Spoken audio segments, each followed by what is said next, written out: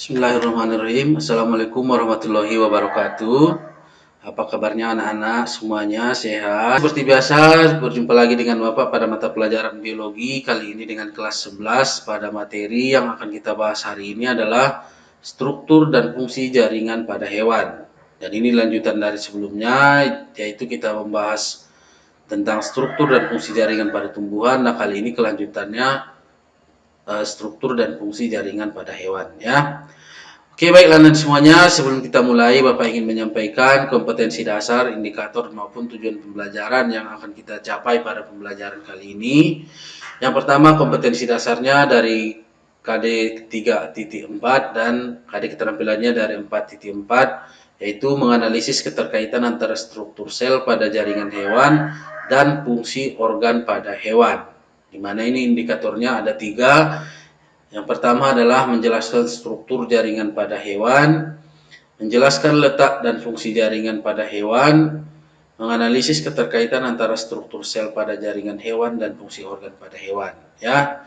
Oke, jadi itu untuk KD keterampilannya adalah 4.4, menyajikan data hasil pengamatan struktur jaringan dan organ pada hewan. Sedangkan indikatornya adalah menyajikan data hasil pengamatan struktur jaringan pada organ pada hewan. Sedangkan tujuannya Anda semuanya, setelah mempelajari materi ini diharapkan siswa itu agar mampu, satu, menjelaskan struktur jaringan pada hewan dengan benar. Yang kedua, menjelaskan letak dan fungsi jaringan pada hewan dengan benar. Kemudian menganalisis keterkaitan antara struktur sel pada jaringan hewan dan fungsi organ pada hewan. Jadi itu tujuannya, ya. Setelah mempelajari ini nanti diharapkan ya tujuan pembelajaran kita ini akan tercapai.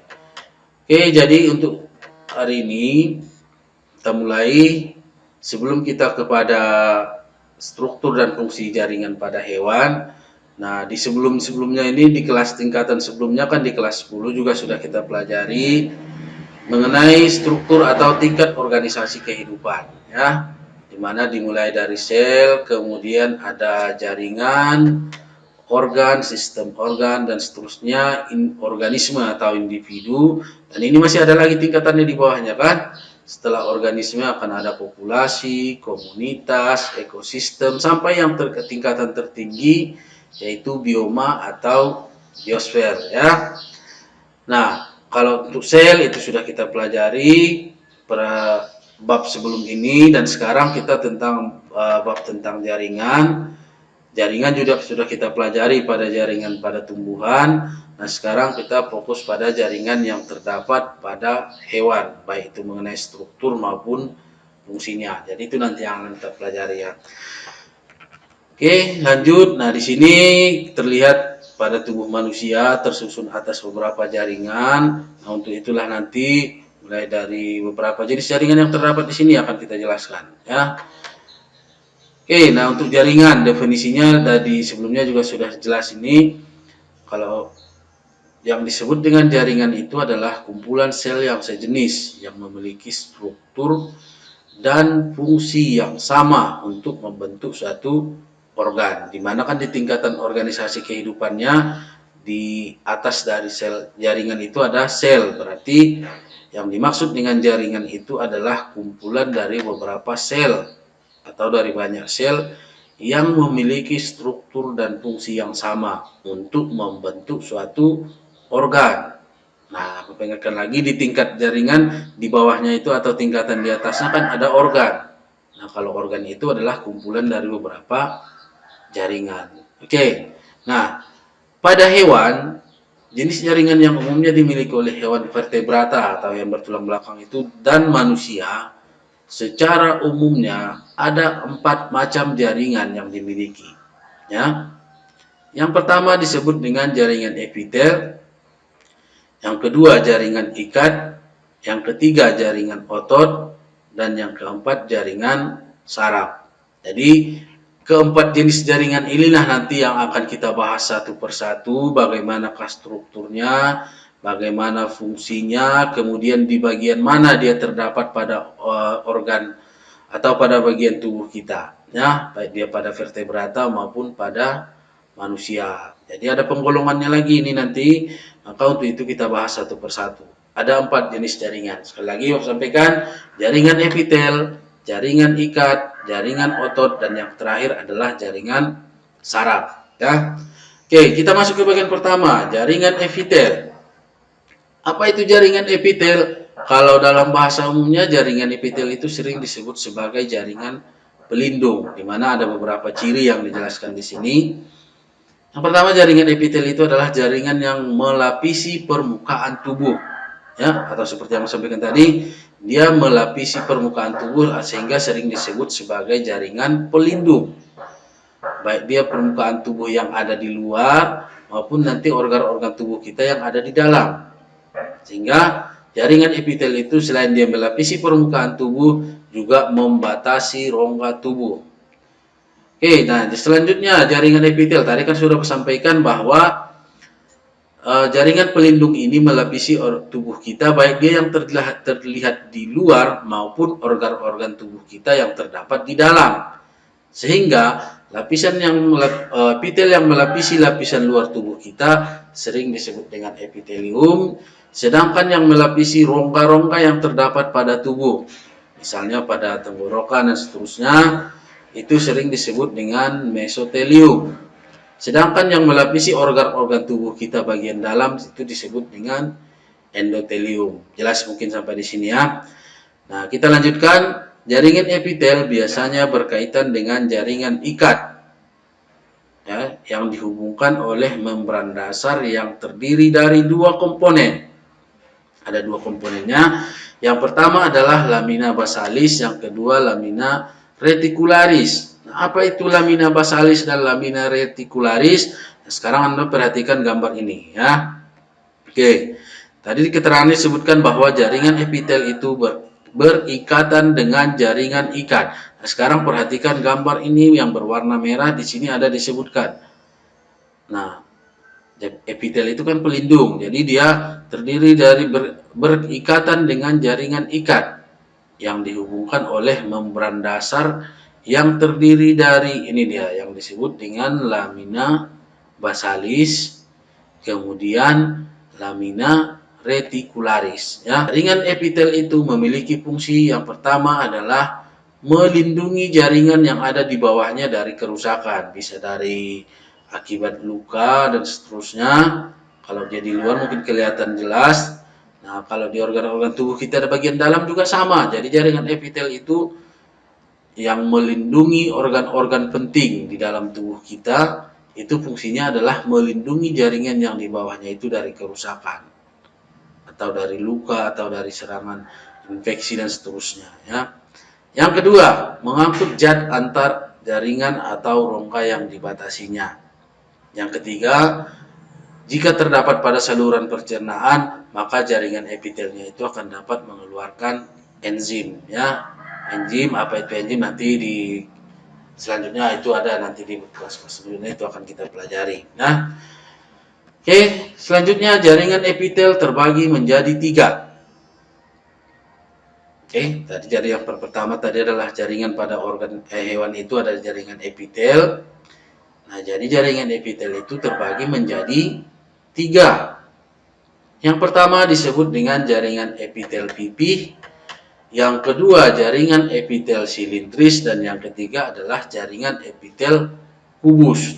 Nah, masing-masing ini nanti akan terbagi lagi berdasarkan lapisannya. Ada yang epitel pipih lapis.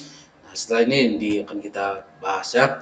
Nah, kalau pada jaringan epitel pipih, biasanya dari segi bentuknya sesuai namanya dia berbentuk pipih, nukleus atau inti selnya berbentuk bulat dan tepat berada di tengah sel.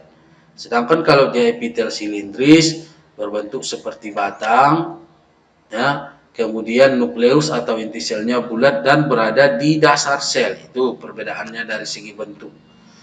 Dari segi bentuknya, kemudian dari segi letak nukleus atau inti selnya. Ya, sekali lagi, kalau dia yang pipih berarti di tengah, sedangkan silindris berada di dasar sel. Ya. Oke, yang ketiga adalah epitel kubus. Nah, sesuai namanya juga berbentuk seperti kubus, nukleusnya besar, bulat dan tepat berada di tengah sel. Ya. Nah, pembagiannya seperti yang saya sampaikan tadi, epitel itu epitel pipih terbagi lagi, dan epitel silindris juga, epitel kubus juga. Nah, jadi pembagiannya adalah kita ke jaringan epitel pipih. Nah, berdasarkan lapisan penyusunnya, epitel pipih itu masih terbagi dua. Yang pertama adalah epitel pipih selapis.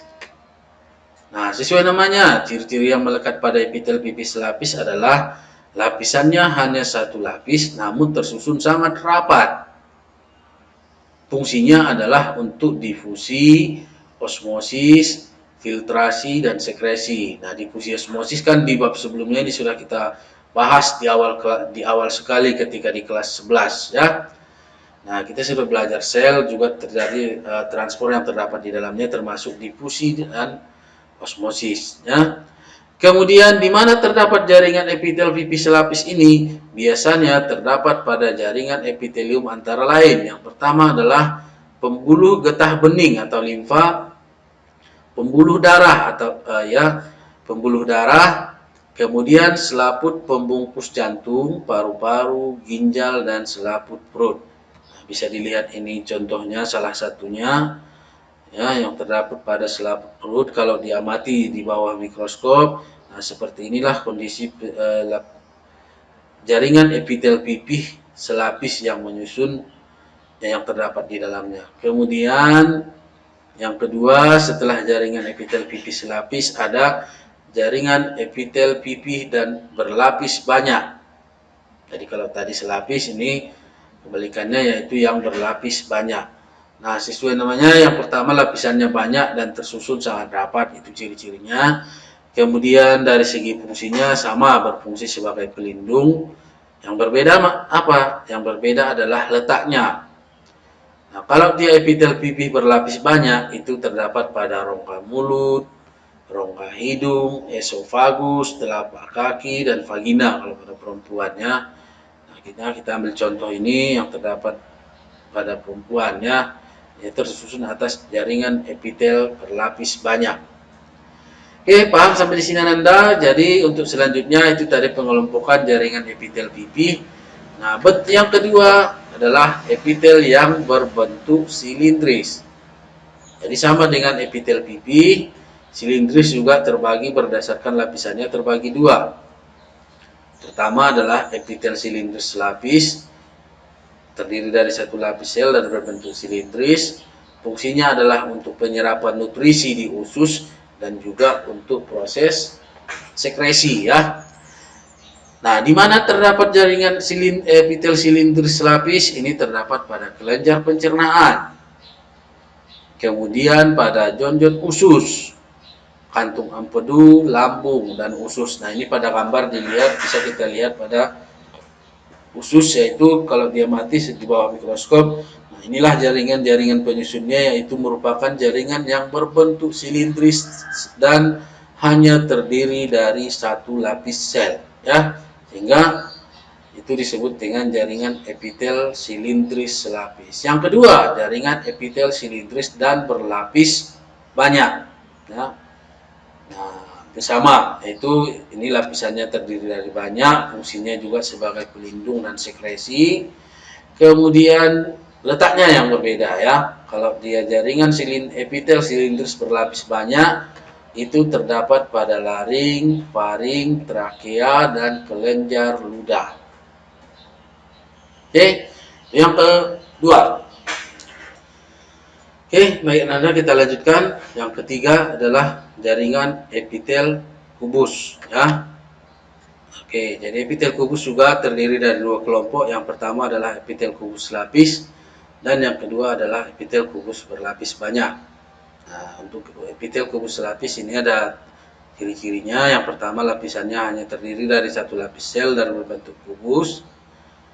Fungsi sama dengan sebelumnya, yaitu sebagai pelindung dan sekresi. Terdapat pada di jaringan epitelium seperti permukaan ovarium. Ini seperti yang ada di gambar. Ya, pada permukaan ovarium terlihat hanya terdiri dari satu lapis sel dan berbentuk seperti kubus. Ya.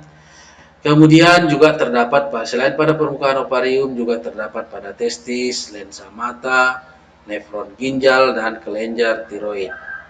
Oke, yang kedua adalah epitel kubus berlapis banyak. Nah, terdiri dari banyak sel, kemudian fungsinya sebagai pelindung gesekan dan pengelupasan. Selain itu juga berfungsi dalam absorpsi dan sekresi ya.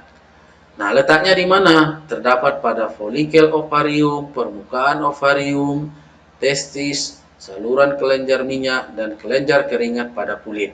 Ya, oke. Jadi itu tadi jaringan epitel. Di mana jaringan epitel itu tadi terdiri dari tiga ya, epitel pipih, epitel silindris, dan epitel kubus. Yang masing-masing itu dibagi lagi berdasarkan jumlah lapisannya. Masing-masing itu dibagi menjadi dua, yaitu terdiri dari satu lapis dan yang berlapis banyak masing-masing ya. Jadi epitel pipih juga terbagi dua, silindris juga terbagi dua, dan epitel kubus juga terbagi dua. Oke, itu berkaitan dengan jaringan epitel. Kemudian selain daripada jaringan epitel itu, dari ketiga kelompok tadi ada lagi yang disebut dengan epitel transisi. Epitel transisi itu apa? Nah, disusun oleh berlapis sel, tetapi tidak dapat dikelompokkan karena bisa berubah dan permukaan lapisannya bisa menggembung. Makanya dia tidak dikelompokkan dalam jaringan epitel yang berbentuk pipi, berbentuk silindris, berbentuk kubus. Nggak bisa dia. Kenapa? Nah, karena bisa berubah dan permukaan lapisannya bisa menggembung. Di mana ini dijumpai? Terdapat pada ureter, uretra, saluran pernapasan, dan kantung kemih. Kemudian, ada epitel kelenjar, yaitu jaringan epitel khusus yang berperan dalam sekresi senyawa untuk membantu proses fisiologis. Kelenjar ini terdiri dari dua, endokrin atau hormon, yaitu tidak punya saluran khusus. Contohnya terdapat pada timus, adrenal, paratiroid, dan tiroid. Ya, itu kelenjar-kelenjar semua. Kemudian ada eksokrin, yaitu memiliki saluran khusus. Itu perbedaannya ya. Kalau endokrin atau hormon tidak punya saluran khusus, sedangkan eksokrin punya saluran khusus. Contohnya adalah ludah, kelenjar ludah maksudnya, kelenjar ludah, kelenjar keringat, pankreas, dan feromon ya. Oke, itu kelompok jaringan epitel tambahan di lain daripada yang tiga tadi ya. Oke, itu yang perlu sampaikan berkaitan dengan jaringan epitel. Nah, yang kedua disebut dengan jaringan ikat. Nah, jaringan ikat ini adalah jaringan yang paling banyak terdapat dalam tubuh manusia karena dia menghubungkan antara otot dengan tulang. Sesuai namanya jaringan itu adalah sesuai namanya jaringan ikat, yaitu jaringan yang untuk mengikat ya, sehingga berfungsi sebagai penyokong, memperkuat jaringan tubuh, kemudian berfungsi sebagai pelindung, menyimpan energi, dan juga berperan dalam proses sirkulasi. Nah, jaringan ikat ini tersusun atas dua komponen. Yang pertama disebut dengan matriks dan yang kedua adalah sel-sel penyusun. Nah, apa itu matriks? Nah, matriks terdiri dari serat dan bahan dasar. Serat itu berarti berupa benang-benang halus. Kalau secara umum bentuknya berbentuk seperti serabut atau benang, di mana seratnya itu terdiri dari tiga, yaitu kolagen, elastis, retikuler, yang masing-masing ini nanti masing-masing seratnya ini punya ciri khas tersendiri. Apa ciri-ciri atau perbedaannya? Nah, perhatikan. Matriks atau serat kolagen itu biasanya berwarna putih dan bersifat kuat. Karena dia bersifat kuat sehingga dia disebut kurang lentur tapi daya regamnya tinggi. Nah, tersusun atas protein kolagen dan terdapat pada tendon, tulang, dan kulit ya. Oke, jadi itu salah satu materinya terdiri dari serat kolagen. Yang kedua, serat elastin. Nah, berbeda dengan serat kolagen, kalau dia serat elastin itu berwarna kuning, lentur. Nah, berbeda dengan yang pertama tadi kan. Tersusun atas protein mukopolisakarida yang dikelilingi oleh glikoprotein. Nah, di mana letaknya? Terdapat pada pembuluh darah, ligamen, tulang rawan laring. Yang ketiga, serat retikuler. Sifatnya sama dengan kolagen, yaitu kuat, kurang lentur tapi daya regangnya tinggi. Nah, tetapi ukurannya lebih tipis, tersusun dari kolagen yang dikelilingi oleh glikoprotein. Nah, berperan untuk mengikat jaringan ikat, kemudian letaknya terdapat pada hati, limfa, dan kelenjar limfa. Nah, itu berkaitan dengan jaringan ikat. Apa bahan dasarnya? Kalau untuk matriks penyusun jaringan ikat itu, nah, bahan dasarnya adalah yang pertama, asam mukopolisakarida yang mengandung asam hyaluronat, kemudian kondroitin sulfat. Seterusnya, asam hyaluronat berfungsi sebagai pengikat air, pelumas, dan peredam benturan, dan juga berfungsi sebagai media yang dilalui oleh bahan makanan dan zat buangan antar sel. Oke. Kemudian, semakin banyak kandungan asam hyaluronat, matriks menjadi lentur. Sebaliknya, semakin banyak kondroitin sulfat, matriks akan menjadi lebih kaku, ya. Kemudian bahan dasar ini akan membentuk larutan homogen setengah cair. Nah, ini sel-sel yang menyusun jaringan ikat. Sekali lagi, yang disebut jaringan itu adalah kumpulan dari sel, ya, kumpulan dari banyak sel. Jadi, kalau untuk jaringan ikat, apa sel-sel yang menyusunnya? Yang pertama adalah sel fibroblast, yaitu sel yang berbentuk serat yang berfungsi untuk sekresi protein, ya. Kemudian sel lemak atau sering disebut dengan sel adiposa, khusus untuk menyimpan lemak. Sel plasma, yaitu sel yang memproduksi antibodi untuk antigen. Makrofag, sel yang bentuknya berubah-ubah, kemudian bersifat fagositosit atau bersifat sebagai pemakan zat buangan, kemudian sel-sel mati dan bakteri. Terakhir ada sel tiang atau sering disebut mast cell, yaitu sel yang memproduksi heparin, histamin, ya, itu dua yang dibentuknya. Nah, kalau tadi jaringan epitel terbagi 3, maka jaringan ikat itu terbagi menjadi 7. Yang pertama jaringan ikat longgar, jaringan ikat padat, jaringan lemak, jaringan tulang rawan, jaringan tulang, jaringan darah, dan jaringan limfa, ya. Kita akan bahas ini lagi satu-satu, ya. Masih fokus semuanya, ya. Nah, perhatikan, kita lanjutkan. Jaringan ikat longgar itu memiliki ciri-ciri. Yang pertama terdiri dari matriks yang mengandung serat kolagen, retikuler, dan elastin. Ini tadi sudah kita bahas. Terdiri dari beberapa jenis sel, yaitu sel makrofag, sel plasma, dan sel tiang. Fungsi jaringan ikat longgar adalah menyokong organ tubuh dan menghubungkan jaringan yang satu dengan jaringan yang lain. Letaknya terdapat di selaput perut, saluran pencernaan, pembungkus pembuluh darah, akson saraf, dan kulit. Itu jaringan ikat longgar, ya.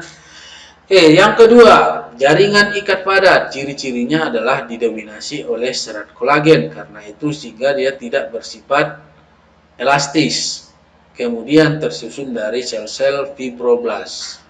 Fungsinya apa? Sebagai penghubung antara organ-organ tubuh, ya. Itu fungsinya. Nah, jaringan ikat padat ini terdiri dari dua, ikat padat teratur dan jaringan ikat padat yang tidak teratur, ya. Oke, nanti referensinya bisa dipelajari lagi tentang jaringan ikat ini. Ini beberapa jaringan ikat padat teratur pada tendon, ya. Penjelasannya bisa dilihat dari gambar ini. Ini adalah bentuk serat kolagen yang menyusunnya, ya. Oke, jaringan ikat padat yang tidak teratur pada dermis atau kulit, ya. Ini jaringan ikat serat kolagennya. Berbeda dengan yang pertama tadi, sifatnya dia lebih teratur, sedangkan yang ini jaringan ikatnya padat tetapi tidak teratur. Ini contohnya terdapat pada dermis atau kulit, ya. Nah, yang ketiga, kita lanjutkan. Yang ketiga adalah jaringan lemak.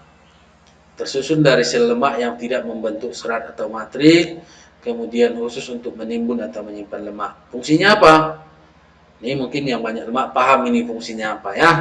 Yang pertama adalah bantalan untuk melindungi organ tubuh dari benturan ketika kita jatuh dan sebagainya. Yang banyak lemak berarti ya lemak itu salah satunya adalah menahan dari benturan, ya. Persediaan cadangan makanan. Yang banyak lemak juga, paham ini, ya. Mengatur suhu badan, dimana kita ketahui kalau orang yang lemaknya banyak biasanya kan kalau kita di daerah yang dingin itu mereka lebih Tidak seperti kita, kalau kita yang badannya lebih sedikit lemaknya, berarti lebih mudah kedinginan, tapi kalau yang lemaknya banyak, biasanya ya, tidak segampang seperti kita untuk jadi kedinginannya. Oke, itu tiga fungsinya, salah satunya yang ketiga tadi adalah untuk pengatur suhu badan ya. Kemudian letaknya di mana? Terdapat pada seluruh bagian tubuh di bawah, terdapat pada seluruh bagian tubuh. Di bawah kulit, sekitar persendian, dan sekitar organ-organ dalam. Nah, kita lanjutkan. Yang keempat, jaringan tulang, tulang rawan. Nah, ya, tersusun dari bahan dasar yang disebut kondromukoid, yaitu bahan dasar yang mengandung protein dan karbohidrat.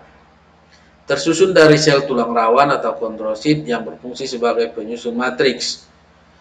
Kemudian pada anak-anak tulang rawan terbentuk dari sel mesenkim, yaitu jaringan ikat embrional, sedangkan pada orang dewasa tulang rawan terbentuk dari selaput tulang rawan atau perikondrium ya. Nah, tulang rawan ini masih terbagi lagi, ada tulang rawan hialin, elastis atau elastin, dan fibroblast ya. Ini penjelasannya. Tulang rawan hialin berbentuk putih kebiruan, transparan, daya elastisitas tinggi, kemudian terdapat banyak dalam tubuh tetapi lemah. Kemudian tulang rawan elastin atau elastis, yaitu tersusun dari sel elastis berwarna kuning dan perikondrium. Misalnya ini terdapat pada embrio, laring, daun telinga, dan epiglotis ya. Jadi daun telinga kita itu tersusun dari tulang rawan, tapi tulang rawannya itu bersifat elastin atau elastis ya. Yang ketiga adalah tulang rawan fibroblast, yaitu tersusun dari serat kolagen berwarna gelap dan keruh. Kemudian jaringan tulang rawan yang paling kuat terdapat pada hubungan antara ruas-ruas tulang belakang dan tendon. Ini contohnya pada manusia ini ya, terdiri dari tulang rawan fibroblast. Kemudian yang kelima ya, kita ke bagian yang kelima adalah jaringan tulang. Nah, ciri-cirinya tersusun dari sel tulang yang disebut dengan osteosit. Kemudian osteosit ini dibentuk oleh osteoblast atau sel yang berasal dari fibroblast. Senyawa penyusunnya adalah ini CaCl2, kemudian CaPO4 dan seterusnya. Kemudian unit dasar tulang disebut dengan sistem Havertz yang terdiri dari, nah ini perhatikan, lamela, lacuna, canaliculi, saluran Havertz. Apa itu masing-masing? Nah, apa itu yang masing-masing yang disebut dengan lamela, lacuna, dan seterusnya? Maka perhatikan penjelasan berikut. Lamela itu adalah lapisan konsentris matriks yang terdiri dari garam mineral atau yang membuat tulang kita menjadi keras. Kemudian juga terdapat serat kolagen yang membuat tulang kita menjadi kuat. Kemudian lacuna atau ruang kecil di antara lamela dan mengandung sel tulang atau osteosit. Canaliculi, saluran yang berfungsi menyalurkan makanan dan mengeluarkan zat sisa, dan saluran Havertz berisi pembuluh darah dan saraf. Nah, sekarang perhatikan gambar ini. Inilah yang disebut dengan bagian yang disebut dengan lamela, yaitu tadi lapisan konsentris matriks yang terdiri dari garam mineral sehingga tulang kita jadi keras dan terdiri dari serat kolagen ya. Kemudian ini yang disebut dengan lacuna. Ini dari potongan gambar ini dia mati, ini tampilan mikroskopisnya. Jadi ruang kecil di antara lamela yang mengandung sel tulang atau osteosit. Kemudian ini canaliculi yang ini berfungsi menyalurkan makanan dan mengeluarkan zat sisa. Oke. Nah, lanjut, yang keenam adalah jaringan darah. Ciri-cirinya terdiri dari sel bebas dan matriks cair. Kemudian terdiri dari eritrosit. Darah kita itu tersusun dari 3. Eritrosit atau sel darah merah, kemudian leukosit atau sel darah putih, trombosit atau keping darah, dan plasma darah. Ini nanti kita jelaskan lagi.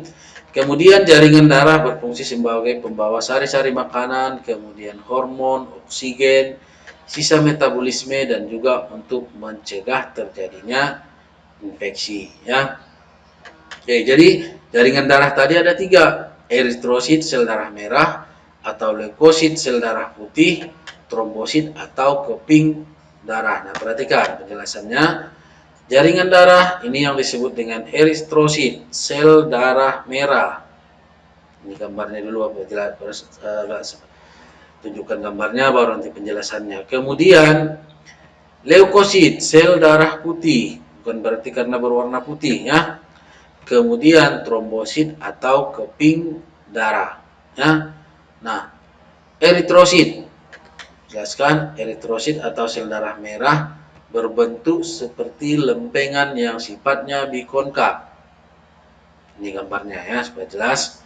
Kemudian tidak memiliki inti sel, mengandung Hb atau hemoglobin ya, yang berfungsi untuk mengikat O2 dan CO2. Kemudian sel darah putih atau leukosit.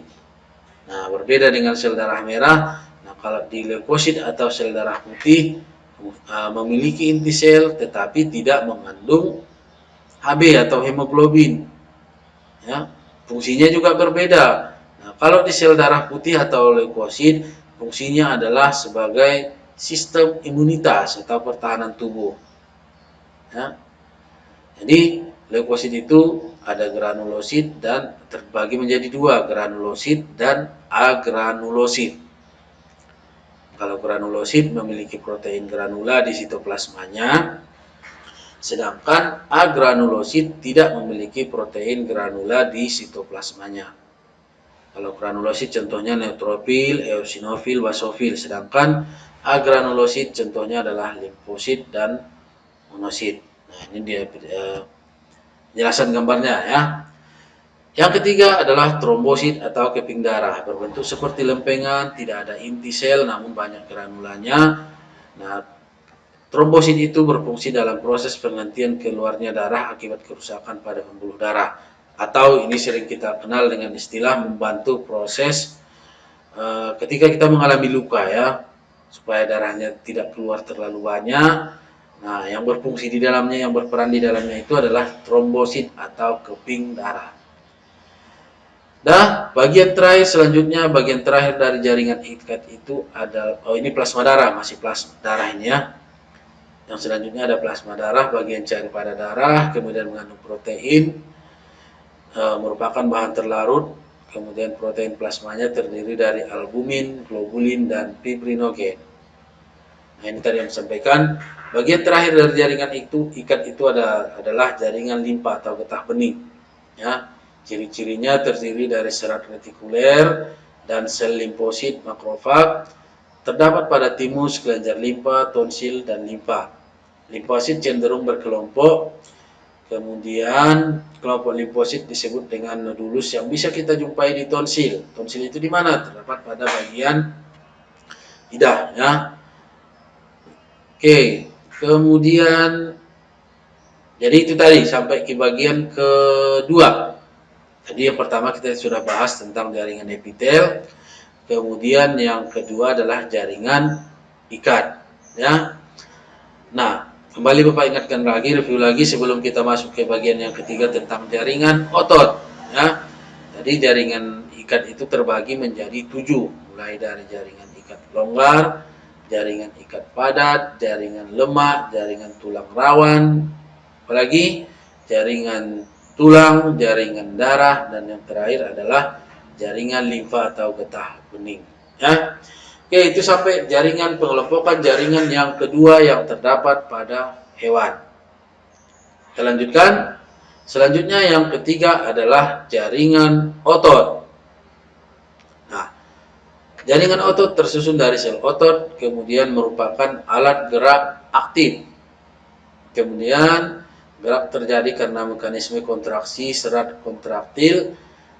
Kemudian serat kontraktil itu terdiri dari aktin dan miosin. Otot dikelompokkan menjadi 3, otot polos, otot rangka atau otot lurik, dan yang ketiga adalah otot jantung. Nah, kita akan bahas satu-satu lagi nih. Yang pertama adalah otot polos. Nah, Otot polos ciri-cirinya sesuai namanya berbentuk seperti gelondong. Kemudian inti selnya tunggal dan berada di tengah. Saya amati di gambar ini, ya. Ini nukleusnya atau inti selnya berada di bagian tengah. Kemudian bekerja tidak atas kemauan kita sendiri, atau ini sering disebut dengan istilah involunter, ya, secara tidak sadar, ya. Kemudian waktu kerjanya lama, kemudian letaknya ada di semua dinding organ yang berlubang seperti pembuluh darah, usus, rahim, dan seterusnya, ya. Jadi itu bedanya supaya diperhatikan. Kalau dia otot polos itu berarti inti selnya tunggal dan tepat berada di bagian tengah. Bentuknya berbentuk seperti gelondong seperti sini, ya. Oke, jelas mungkin, ya. Kemudian yang kedua adalah otot rangka atau sering juga disebut dengan otot lurik. Berbentuk silinder panjang, memiliki inti sel yang letaknya di pinggir, di tepi. Beda dengan otot polos tadi, kan. Kalau otot polos letaknya di bagian tengah, kalau di otot rangka atau otot lurik, inti selnya berada di tepi atau di pinggir, ya. Miofibrilnya tidak tersusun sama sehingga sel membentuk lurik. Makanya otot rangka ini sering juga disebut dengan otot lurik, ya. Kemudian reaksinya cepat namun cepat lelah, ya. Ketiga, otot jantung. Nah, otot jantung bentuknya mirip dengan otot lurik. Sama kalau kita bandingkan, ya. Ini tadi otot lurik. Nih. Kemudian kalau di otot jantung bentuknya hampir sama. Perhatikan gambar ini. Nah, bentuknya mirip dengan otot lurik, tapi kalau dia pada otot jantung, namun dia pada di sini otot jantung itu bercabang. Itu perbedaan secara ya. Kemudian inti selnya satu dan berada di tengah. Kalau ini tadi otot lurik otot rangka atau otot lurik berada di pinggir atau di tepi. Sedangkan pada otot jantung bentuknya hampir sama, cuman ini bercabang ditambah lagi intinya berada di tengah. Beda dengan otot jantung, otot lurik tadi, kan. Kemudian di mana ini terdapat? Sesuai namanya, otot jantung hanya terdapat pada organ tubuh kita yang disebut dengan jantung, ya, tidak pada organ tubuh yang lain. Kemudian kerjanya terus-menerus dan tahan lama tanpa lelah. Kalau berhenti, ya bisa kita bayangkan apa yang terjadi, kan. Makanya jantung itu bekerja terus-menerus, ya, tanpa henti. Kalau berhenti, ya apa yang terjadi, kan. Kalau otot jantung kita berhenti, ya kita mungkin juga tidak seperti ini lagi, kan. Ya, itu, ya. Oke. Jadi untuk jaringan otot itu tadi yang perlu sampaikan, bahwa jaringan otot itu terbagi 3, yaitu otot polos, otot lurik atau otot rangka, kemudian yang ketiga adalah otot jantung. Ini jaringan saraf. Nah, jaringan saraf ini berperan dalam mengirimkan sinyal ke seluruh tubuh, terdiri atas sel-sel saraf yang disebut dengan istilah neuron, ya. Neuron itu dibedakan, ada neuron sensorik, ada neuron motorik, ya. Kalau neuron sensorik itu adalah yang menerima sinyal dari lingkungan dan mengirimkannya ke dalam sistem saraf pusat. Nah, setelah itu yang berfungsi selanjutnya adalah neuron motorik. Neuron motorik itu apa? Mengirimkan sinyal atau perintah dari sistem saraf pusat ke bagian tubuh. Ya, jadi itu tadi jaringan-jaringan yang keempat jenis jaringan yang terdapat pada hewan. Jadi sudah saya sampaikan seperti apa bentuk-bentuk jaringannya, kemudian apa fungsi dari masing-masing jaringan tersebut, dan di mana jaringan itu terdapat pada bagian tubuh kita. Oke, baiklah semuanya, berarti untuk pertemuan kita hari ini kira cukup, ya. Terima kasih. Assalamualaikum warahmatullahi wabarakatuh.